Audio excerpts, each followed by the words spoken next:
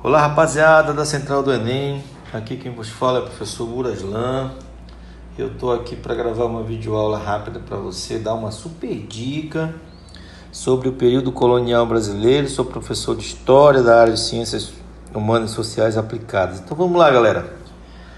Hoje a aula vai ser sobre o início do período colonial brasileiro. Gente, nós sabemos que o período colonial brasileiro ele durou 322 anos. Se a gente for olhar com carinho aqui, nessa tabela eu tenho de 1500 até 1822. Então eu tenho 3 fases que vão, obviamente, compreender todo esse processo chamado de período colonial. Inicialmente pré-colonial, passando para o período efetivo da colonização, até chegar ao período joanino, em virtude da presença da família real e de Dom João, que virou o sexto aqui no Brasil. Então vamos lá, de 1500 a 1530. Esse é o foco da nossa aula de hoje. Vamos lá, professor. Vamos começar algumas situações que são importantes. Primeiro, por que esse período é assim chamado? Pré-colonial, se nós já temos, na verdade, o Brasil como colônia de Portugal, oficialmente, de 22 de abril de 1500. É simples. É um período onde, os primeiros 30 anos, não rolou a colonização efetiva do Brasil.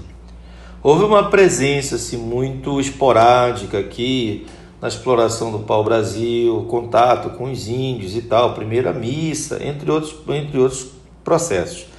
Então é chamado de período pré-colonial porque é antes, a ideia de pré é antes da efetiva colonização do Brasil, né?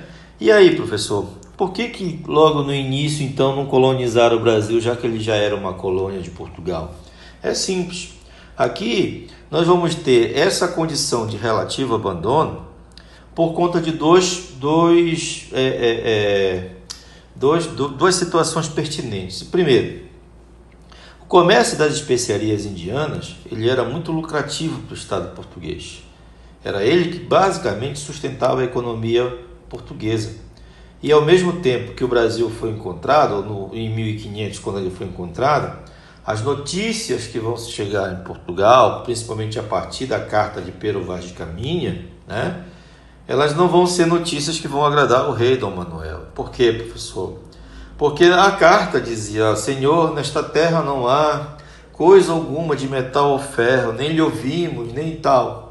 Então, se aqui inicialmente não existiam metais preciosos, pela observação do escrivão Mor Caminha, era mais prudente para a coroa portuguesa continuar essa atividade do comércio com as especiarias. Como é que o Pero Vaz de Caminha pôde afirmar uma coisa dessa, professor? Simples. Ele observou as populações indígenas.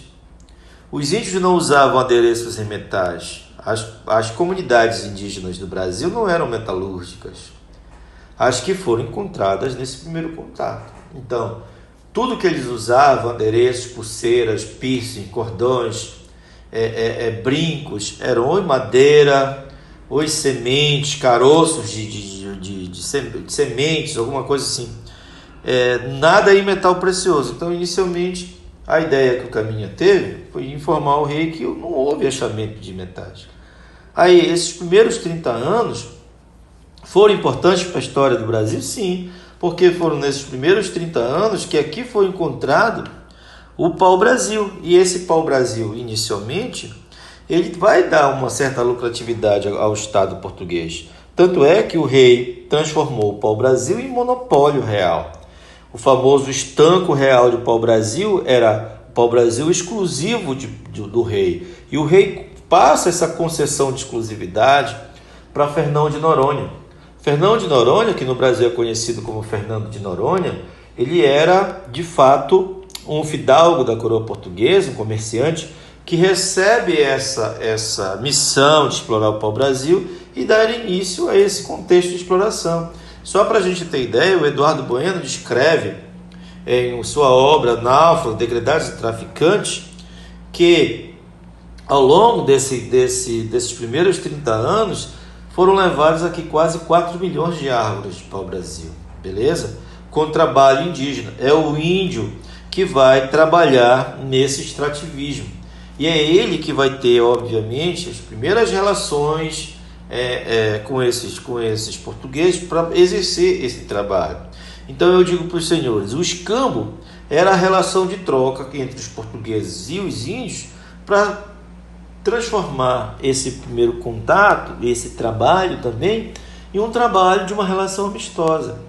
Pelo escambo, os portugueses davam facas, anzóis, machados de pedras, vidros, pentes, espelhos, coisas que os índios ficavam maravilhados por não saber produzir e acabavam que não atacavam os portugueses. Uma espécie de paliativo para que as comunidades indígenas pudessem se encantar com essas bugigangas e não atacarem os portugueses. Então, essa primeira relação, ela foi uma relação amistosa, porque não houve aqui contato no sentido de ataques indígenas aí dentro do contexto. Uma segunda análise que eu faço é que o corte e o transporte da madeira, que era um trabalho pesado, ele não era um trabalho escravo. O trabalho aqui ele é do dito compulsório. Por quê? Porque o índio não é propriedade de português, daí ele não é escravo, mas ele foi obrigado a trabalhar, mesmo que ele não se rebelasse, por mais que ele não quisesse exercer esse trabalho, ele foi forçado a fazer esse trabalho. Então eu posso considerar um trabalho compulsório, que é aquele que não é escravo, mas mesmo assim foi obrigado a trabalhar. Uma terceira análise é que o uso das técnicas para a realização do trabalho eram rudimentares. Como assim, professor? Eles usavam machado de pedra. O Eduardo Bueno descreve com precisão a árvore de pau-brasil, os primeiros exemplares. Olha, elas tinham 30 metros de altura, as folhas de um verde acinzentado, elas eram árvores frondosas, 3 homens não conseguiam abraçar. Então imagina a espessura do caule dessa árvore. Mas com o machado de pedra, o índio conseguia realizar esse trabalho em 3 horas. E aí vem o seguinte questionamento, analisar a habilidade 16, identificar registro sobre o papel das técnicas e tecnologias na organização do trabalho e ou da vida social. Imagina só essa transformação desse trabalho a partir do contato com o português. Então, olha o registro que eu vou apresentar para vocês. Eu tenho aqui com o uso do machado de ferro, esse trabalho diminuiu para apenas 15 minutos. O índio que exercia esse trabalho em 3 horas passou a exercer em 15 minutos. Então, isso vai levar uma nova organização do trabalho, na vida social, e também vai otimizar esse processo para a derrubada de forma predatória desse pau-brasil aqui dentro do contexto. De forma predatória como, professor? Apresentando a seguinte observação. As feitorias, que eram armazéns de pau-brasil, elas eram predatórias e ao mesmo tempo nômades. Por quê? Elas, quando eram construídas na costa brasileira, elas esgotavam toda a madeira ao seu redor, tá? E esse índio armazenava essa madeira até as naus portuguesas chegarem no litoral e transportarem essa madeira para a Europa. Elas eram fortificadas porque no momento que os portugueses estivessem aqui, eles poderiam sofrer assédio de outras tribos indígenas e ao mesmo tempo de outros corsários que poderiam ser franceses, entre outros. Então, essas feitorias, elas eram abandonadas no momento em que essa área fosse devastada e construída em outro lugar. Por isso, elas eram nômades fortificadas e levaram ao esgotamento dessa madeira. Beleza, gente? Então vamos lá.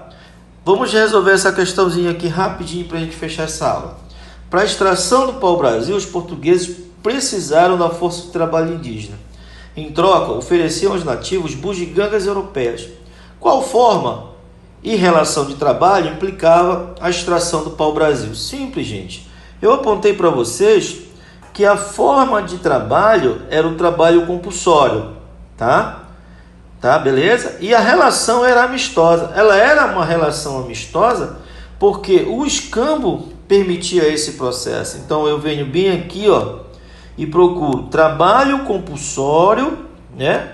Trabalho compulsório, bem aqui, ó, na letra D, e escambo. O trabalho compulsório é a forma de trabalho e o escambo é a relação de trabalho que leva a uma relação, na verdade, de troca, que leva à ideia de não enfrentamento das tribos, uma ideia de trabalho amistoso.